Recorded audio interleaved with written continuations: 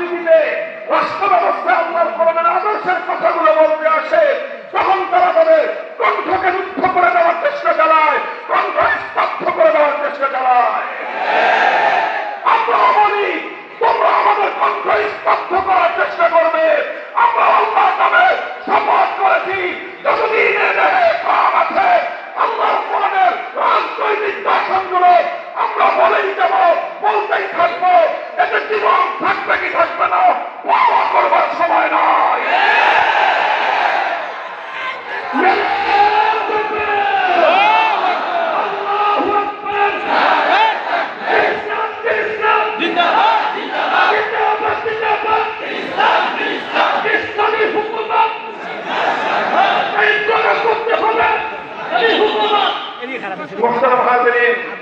লক্ষ্য করে বুঝেন, আমি কোরআনে পাকের সেই আয়াতের রেফারেন্স দিলাম, আবার বলছি সূরাতুল হজ্জের ৪১ নম্বর আয়াত। এই আয়াতে আল্লাহ পাক রব্বুল আলামিন যারা রাষ্ট্র ক্ষমতা পাবে, ক্ষমতাশীল হবে যারা, তাদের প্রথম কাজ বলেছেন নামাজ কায়েম করা, দ্বিতীয় কাজ বলেছেন যাকাত ব্যবস্থা বাস্তবায়ন করা, প্রতিষ্ঠা করা। নামাজ এটা হলো ঈমানের পরে ইসলামের সবচেয়ে গুরুত্বপূর্ণ বিধান। তারপরে ২ নম্বর গুরুত্বপূর্ণ বিধান হলো যাকাত কায়েম করা, যাকাত বাস্তবায়ন করা। সকলের ঠিক না বেশি? তাহলে রাষ্ট্র ক্ষমতা যদি মুসলমানরা পায়, তাহলে এটার দ্বারা ইসলামের বিধান বাস্তবায়ন করবে কি করবে না? আল্লাহর কোরআন কি বললো? বাস্তবায়ন করবে কি করবে না? তাহলে আল্লাহর কোরআনের আয়াত অনুযায়ী রাষ্ট্রের সাথে ধর্মের ইসলামের সম্পর্ক আছে না নাই? সবাই জবাব দেন, রাষ্ট্রের সাথে ইসলামের সম্পর্ক আছে না নাই? রাষ্ট্রের সাথে ইসলামের সম্পর্ক আছে। আল্লাহর কোরআনের অসংখ্য আয়াতের দ্বারা এ কথা ব্যর্থহীনভাবে প্রমাণ হয়। মুসলমানের জন্য পশ্চিমকালেও রাষ্ট্রকে ধর্ম থেকে পৃথক করার বৈধতা নাই, বরং রাষ্ট্রকে আল্লাহর কোরআন অনুযায়ী পরিচালনা করতে হবে। রাষ্ট্রের দ্বারা ইসলামের সেবা করতে হবে, রাষ্ট্রের মাধ্যমে আল্লাহর বিধানগুলি সমাজের মধ্যে বাস্তবায়ন করতে হবে। এটাই হলো রাষ্ট্র ক্ষমতা যারা পাবে তাদের জিম্মাদারি। কাজেই রাষ্ট্রের দায়িত্ব হলো নামাজ কায়েম করা, রাষ্ট্রের দায়িত্ব হলো যাকাত ব্যবস্থা প্রতিষ্ঠা করা। তাহলে বোঝা গেল যে রাষ্ট্রের দায়িত্ব হলো ধর্মকে সমাজে ভালোভাবে প্রতিষ্ঠিত করা। এই জন্যই আমরা বলি যে যদি কেউ মুসলমান হয়ে থাকে আর সে যদি ইসলামকে বুঝে থাকে, কোন ইমানদার, কোন মুসলমান কোনদিন সেকুলার অথবা ধর্মনিরপেক্ষ হতে পারে না। কোনদিন কোন মুসলমান ধর্মনিরপেক্ষ হতে পারে না। বলবেন কেন পারে না? হিন্দু ধর্মনিরপেক্ষ হতে পারে, বৌদ্ধ ধর্মনিরপেক্ষ হতে পারে, খ্রিস্টান ধর্মনিরপেক্ষ হতে পারে, অন্য সব ধর্মাবলম্বীরা ধর্মনিরপেক্ষ সেকুলার হলো রাষ্ট্রের সাথে ধর্মের কোন সম্পর্ক চলবে না। রাষ্ট্রের সাথে কোন ধর্মের সম্পর্ক থাকবে না। এর নাম হলো ধর্মনিরপেক্ষ মতবাদ, এটার নামই হলো সেকুলারিজম। এখন এটা যদি হয় ধর্মনিরপেক্ষ মতবাদ, এটা যেহেতু সেকুলারিজম, এই মতবাদ একজন হিন্দু মানতে পারে, তার কোনো সমস্যা নাই।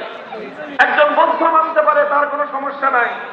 একজন খ্রিস্টান এই মতবাদ মানতে পারে, তার কোনো সমস্যা নাই। কেন সমস্যা নাই? একজন বৌদ্ধ যদি ধর্মনিরপেক্ষ মতবাদের আদর্শ মেনে রাষ্ট্রকে ধর্ম থেকে আলাদা করে, তাহলে তার ধর্মের কোনো সমস্যা নাই। কারণ বৌদ্ধ ধর্মে এই কথা বলা নাই যে তোমার রাষ্ট্রকে তোমার বৌদ্ধ ধর্ম অনুযায়ী চালাইতে হবে। হিন্দু ধর্মের মধ্যে এই কথাটা নাই যে হিন্দুরা তোমাদের রাষ্ট্রটাকে হিন্দু ধর্ম অনুযায়ী চালাতে হবে। এই কথা হিন্দু ধর্মে নাই।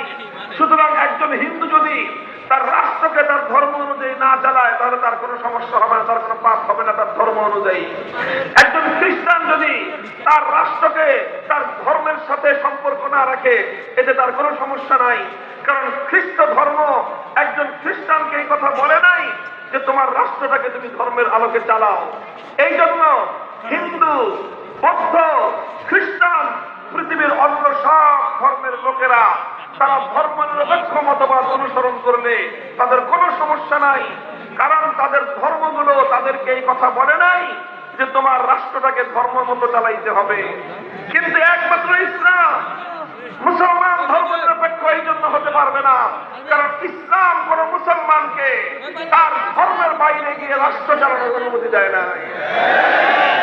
এই জন্য কোন মুসলমান যদি ধর্মনিরপেক্ষ হইতে চায়, যারা আওয়ামী লীগের রাজনীতি করেছেন বছরের পর বছর, যুগের পর যুগ, অনেক কিছুই তো করেছেন, ঠান্ডা মাথায় একটা প্রশ্ন নিয়ে বাড়িতে যান, এরপরে বালিশের উপর মাথা রেখে চোখটা বা লাইটটা নিভাইয়া দিয়ে আল্লাহকে হাজির নাজির করে নিজের বিবেককে জিজ্ঞাসা করবেন যে আপনি কাজটা কি করছেন।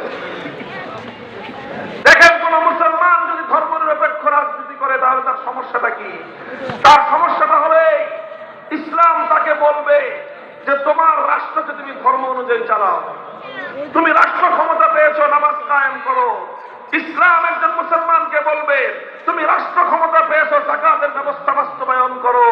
ইসলাম তার অনুসারী মুসলমানকে বলবে তুমি রাষ্ট্র ক্ষমতা পেয়েছো, সুতরাং ইসলামকে বাস্তবায়ন করো। এখন ইসলাম বলল রাষ্ট্র ক্ষমতাকে, রাষ্ট্রকে ইসলামের অধীনে পরিচালনা করতে, আর ধর্মনিরপেক্ষ মতবাদ তাকে কি বলবে? ধর্মনিরপেক্ষ মতবাদ তাকে বলবে যে খবরদার, রাষ্ট্রের মধ্যে ধর্মকে টেনে এনো না, রাষ্ট্রের মধ্যে ধর্মকে টেনে এনো না। তাহলে একজন মুসলমান যখন একসঙ্গে সে মুসলমানও হবে আবার ধর্মনিরপেক্ষ হবে, এখন তার সামনে দুইটা অর্ডার, একটা অর্ডার দিচ্ছে ইসলাম, আরেকটা অর্ডার দিচ্ছে তার সেকুলারিজম, তার ধর্মনিরপেক্ষ মতবাদ। এখন সে যদি ইসলামেরটা মানে ধর্মনিরপেক্ষ মতবাদের অর্ডার মানতে পারবে না, আর যদি ধর্মনিরপেক্ষ মতবাদের অর্ডার মানে ইসলামের অর্ডার সে মানতে পারবে না। আপনি কি একসাথে